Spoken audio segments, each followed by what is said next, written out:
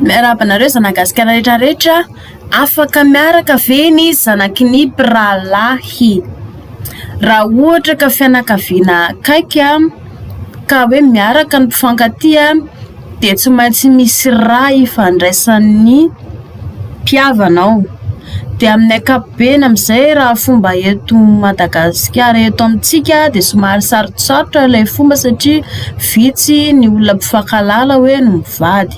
Ny olana ihany koa ilay zaza raha ohatra ka hoe olona mifanakaiky loatra no mivady dia tsy maintsy mitovy ilay singan'ny raha ao dia mety ho lasa sampona ohatra ilay zaza na koa lasa misy tsy fitezana ny vatany ohatra lasa kilemaina dia somary olana izay.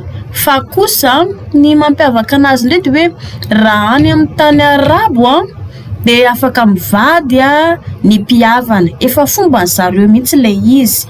Ny mpihavana no mivady dia zako mihitsy ara mahita hoe zanak'olona mpirahavavy no mivady nefa eo ihany aloha tsy dia maninona ilay fianakaviana, ilay zanak'ry zareo tsy maninona.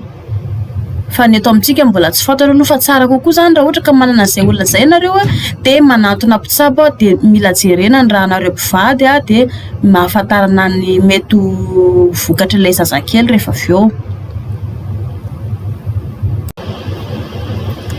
Raha ohatra ndraika hoe mpianadahy mihitsy no tena mivady, mpiray tampo-pianadahy dia izay aloha zareo no tena sarotra, tsy milaza akory hoe aza atao ilay izy fa ianareo roa no tsy maintsy hivady fa matetika tsy maintsy lasa sampona ilay zaza dia mampalahelo ange ilay ankizy rehefa avy eo.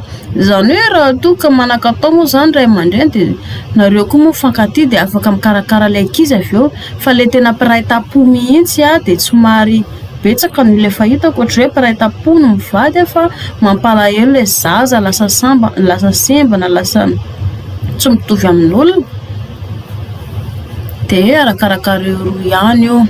Raha ohatra moa ka mazoto anareo roa no hivady sana dia tsodrano tsara be ho anareo roa.